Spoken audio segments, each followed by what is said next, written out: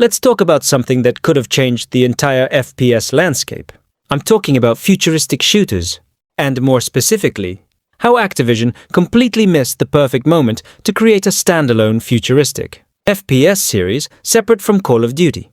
Now before you roll your eyes and say, but we already had Advanced Warfare, Infinite Warfare, and Black Ops 3. Yeah, we did. But that's exactly the problem.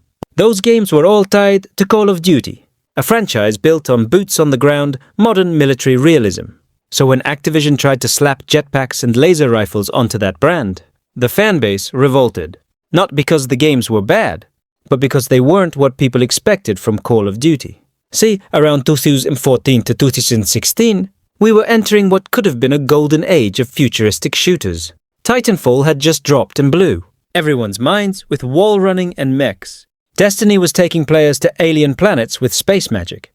And Halo was still hanging in there. This was the perfect time for Activision to split off, take the tech and ideas from Advanced Warfare and Infinite Warfare, and build something new. A separate franchise, clean of the Call of Duty name. A brand where sci-fi wasn't a gimmick. It was the identity. Imagine if Infinite Warfare had launched as its own IP. No KOD branding. No expectations. Just a new franchise focused entirely on space warfare, tactical sci-fi missions, and advanced tech. The campaign had depth, the space combat was actually really well done, and the world building was tight. But none of that mattered because the second people saw Call of Duty, they expected modern guns and military boots, and they got spaceships instead. That disconnect killed the hype. And what sucks the most? Activision actually had something here.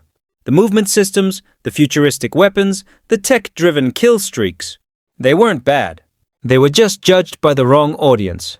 The core COD crowd didn't want it, and the sci-fi crowd didn't trust it. All because it was stuck wearing the wrong jersey. So instead of innovating, Activision reacted. They pulled back. They ditched the future theme, doubled down on nostalgia, and started remastering old maps like they were going out of style.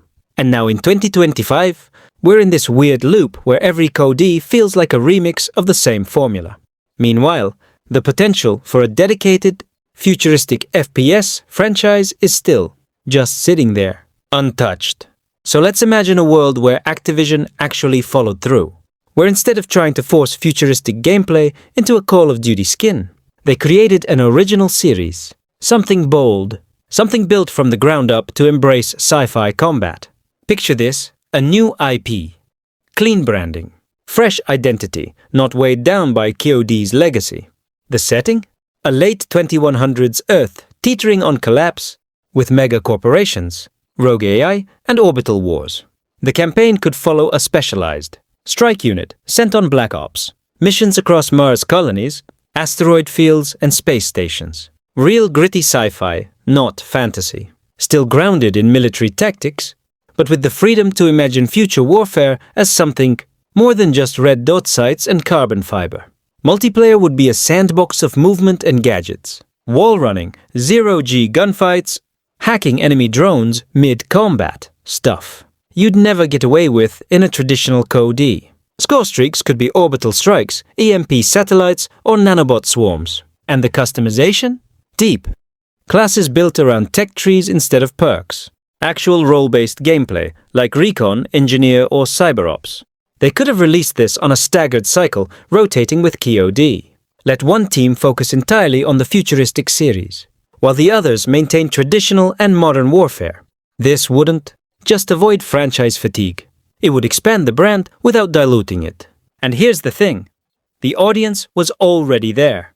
People loved Titanfall, Destiny, and even the sci-fi elements of Warframe. The problem wasn't the concept. The problem was Activision, trying to deliver it through a lens people weren't asking for. The second they removed jetpacks from KOD, people started to miss them. That's the irony. If they had launched Infinite Warfare or Advanced Warfare under a new name, with a world and lore that made sense from day one, no backlash, it wouldn't be compared to modern warfare. It'd be its own beast. And today, instead of looking back at those games as the weird CODs, we might be looking forward to the next great installment in a futuristic shooter series that belongs in that lane.